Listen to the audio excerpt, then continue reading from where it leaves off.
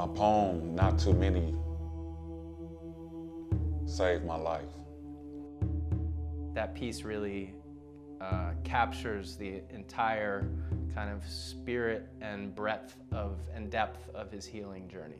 It helped me process my life and my story in a way that created the capacity and, the internal capacity for me to be able to hold myself accountable for what the rest of my life was going to be like. He's gone from being deeply, deeply immersed in the gang life in the streets and through prison to a place where he's a community activist and mentor to young people.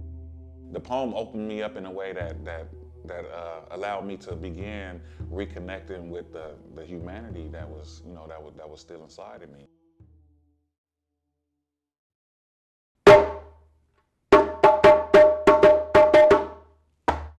I got so much rage in the bank, I'm living large off the interest.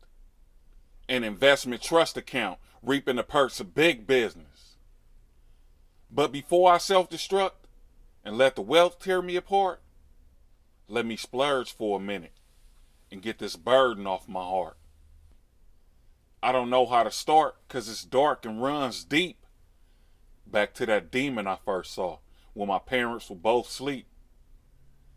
I swear it only seems like it was just yesterday when Pops threw Mama in the tub with blood gushing from her face. That was a quarter century ago, but I'm still hearing screams. In my cell yelling no because they echo in my dreams. Mama took me off to Texas when the dope took you under. And it was there I got molested and my sunshine turned to thunder. Reflecting on these troubles, sometimes my tears become laughs. Cause you had the nerve to wonder why I chose to walk a dark path. My last hope was the streets, so I banged the local gang, but that even took something I could never again claim. Can the Lord blame me for all the sins I've committed? Or close the pearly gates cause I lack the wisdom to do different? I wanted the world to feel the kind of pain I was feeling. So I robbed and pistol whipped the man in front of his own children. And to make matters worse, homie showed me love for that. Celebrating all the hate that I now wish I could take back. Was it the Haldol and Cogentin that ran through mama's veins? Mixed with the dope and daddy seed that made me grow to be insane? When I felt the urge to change, my enemies cashed me out with slugs and left me leaking in the street, talking to God about peace. My scars tell a story that only pauses for effect as I choke off the gun smoke, praying to take another breath.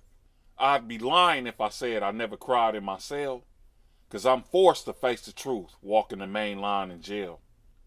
It's hell to be alone and prevail against these thoughts, but I'm thankful for the chance, cause I was way too lost. I didn't know how good it felt to smile till I was on the verge of death, with 30 staples in my stomach and half a dozen in my neck. It's obvious that I'm blessed cause I can still draw some breath, but it's also clear that I'm cursed to bear the burden of such stress.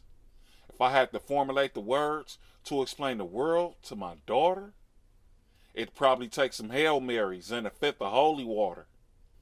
Am I wrong for wanting to tell her these ugly facts we tend to hide? Or should I keep my mouth shut and hope she finds a way to rise? I treasure times like this when the truth invades my spirit. But the sad thing is, not too many want to hear.